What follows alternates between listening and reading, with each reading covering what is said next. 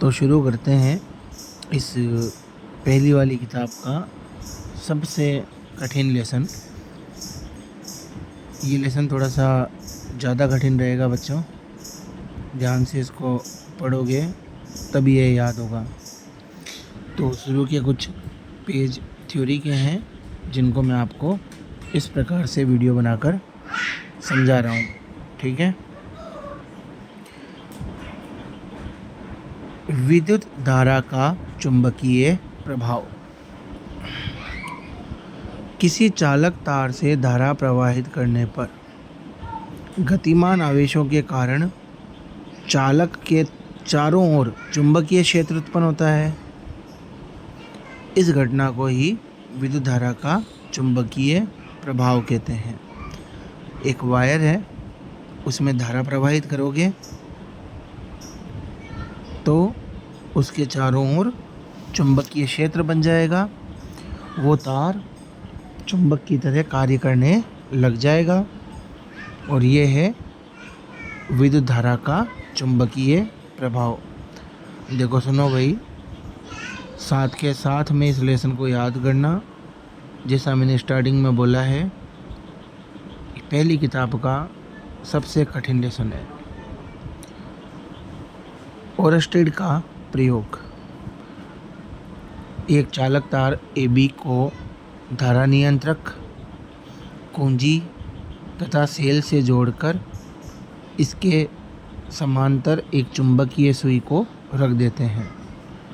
देखो ध्यान से, चालक तार दिख गया, फिर धारा नियंत्रक, ये लिखा हुआ है ना RH, ये है धारा नियंत्रक।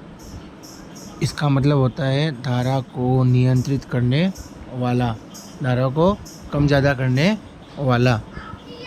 फिर है कुंजी और फिर है सेल। कुंजी परिपथ को ऑन और ऑफ करने के लिए और सेल धारा देने के लिए। साथ में रखी हुई है एक चुंबकीय सुई, जो कंपास होता है ना, दिशा दिखाने वाला, वो। यहाँ तक क्लियर है? आगे देखो। प्रेक्षण। जब चालक तार से धारा प्रवाहित नहीं होती है तो चुंबकीय सुई विक्षेपित नहीं होती, ठीक है। धारा नहीं तो चुंबकीय सुई में कोई हलचल नहीं। धारा प्रवाहित करने पर सुई विक्षेपित हो जाती है। जैसे ही धारा प्रवाहित करोगे, सेल को ऑन करोगे, कुंजी की सहायता से धारा बहने लग जाएगी। धारा के मान में वृद्धि करने पर, धारा के मान में वृद्धि करने पर या सुई को पास में ले जाने पर विक्षेप में वृद्धि हो जाएगी, ठीक है बच्चों।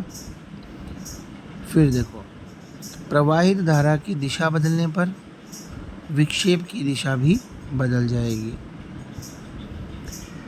अगर धारा के मान में वृद्धि करोगे या सुई को पास लेके जाओगे तो विक्षेप ज़्यादा होगा, है ना। और अगर धारा की दिशा बदल दोगे ना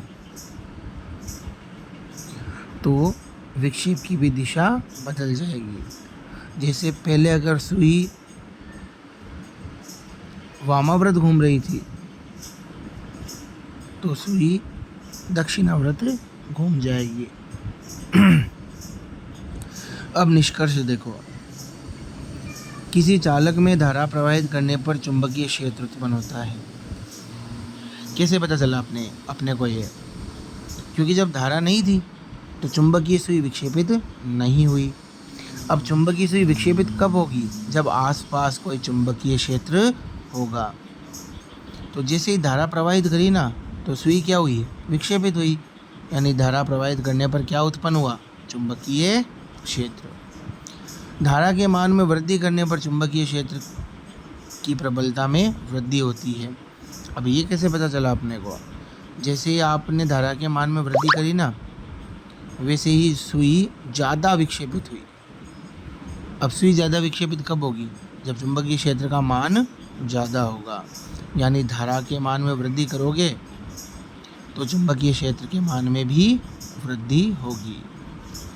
चुंबकीय क्षेत्र प्रेक्षण बिंदु से दूरी पर निर्भर करता है। इसका अर्थ ये है बच्चों कि जैसे जैसे सुई को उस वायर के पास ले जाओगे चुंबकीय क्षेत्र बढ़ेगा, इसलिए सुई ज़्यादा विक्षेपित होगी। ठीक है।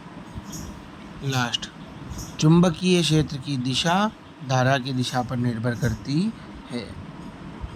अगर धारा की दिशा बदलोगे तो चुंबकीय क्षेत्र की दिशा भी बदल जाएगी। ठीक है। ये पहला पेज, इसको लिख कर याद करना। ये ओरस्टेड का प्रयोग इम्पोर्टेंट नहीं है, इसलिए एक बार इसको बस याद करना है।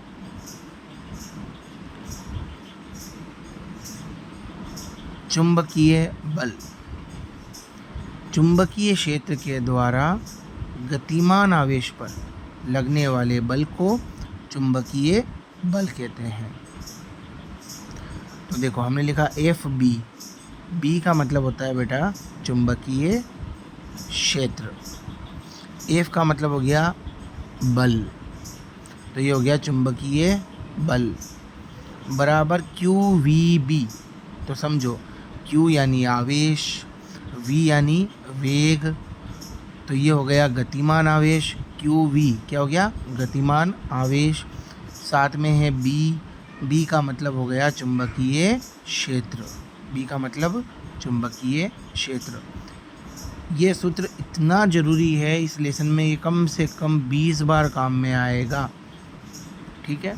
आगे देखो, बल सदिश राशि होती है तो ऊपर इसके लगा दिया तीर का निशान।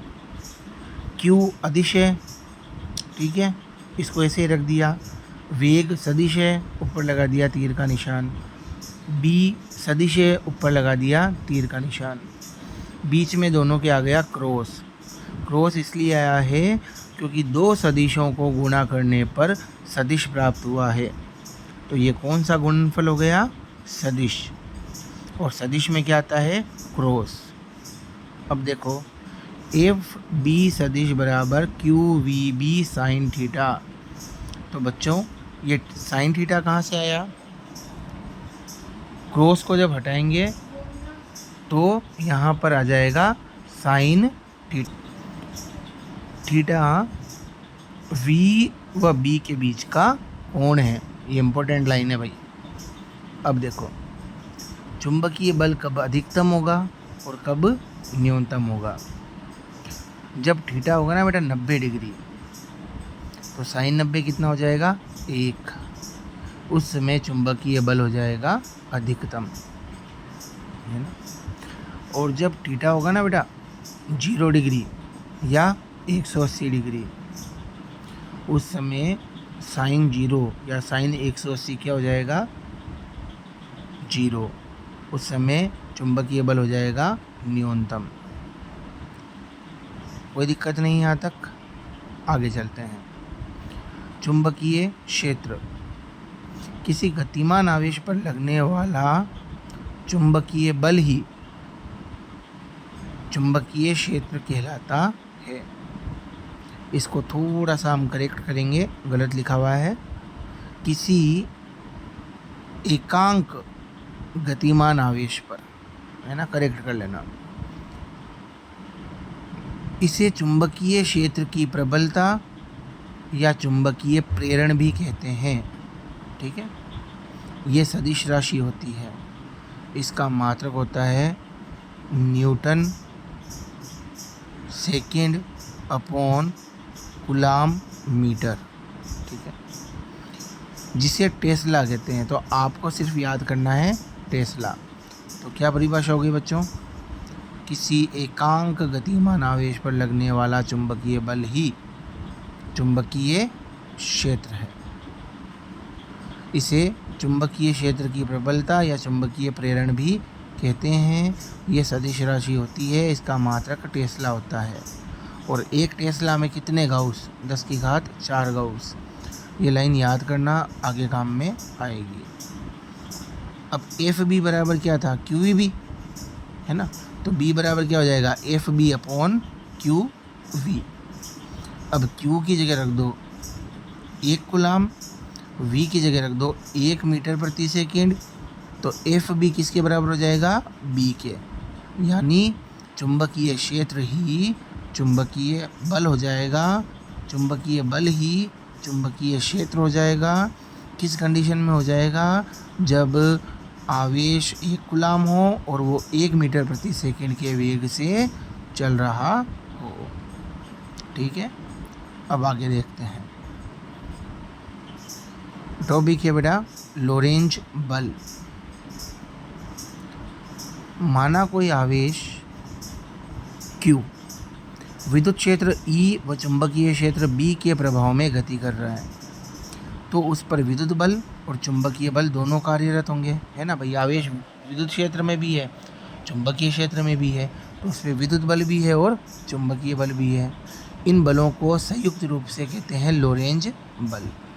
ठीक है, अब देखो पहले पार्ट में पढ़ा था एफ ई सदिश बराबर क्यू ई सदिश, है ना, एफ बराबर क्यू ई। अभी इस पार्ट में पढ़ा एफ बी सदिश बराबर क्यू वी सदिश क्रॉस बी सदिश।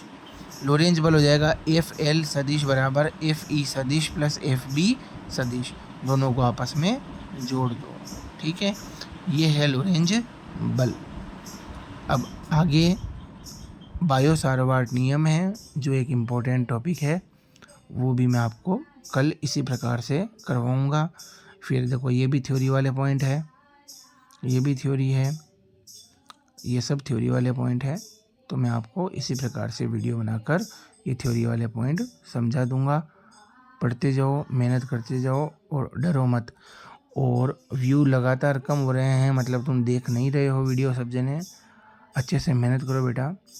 अपन जल्दी से जल्दी दिसंबर या जनवरी तक, है ना, एक बार कोर्स करके फिर फरवरी में लगभग एग्ज़ाम से पहले 15-20 दिन रहेंगे, उस समय अपन न्यूमेरिकल और रिवीजन करेंगे। ठीक है।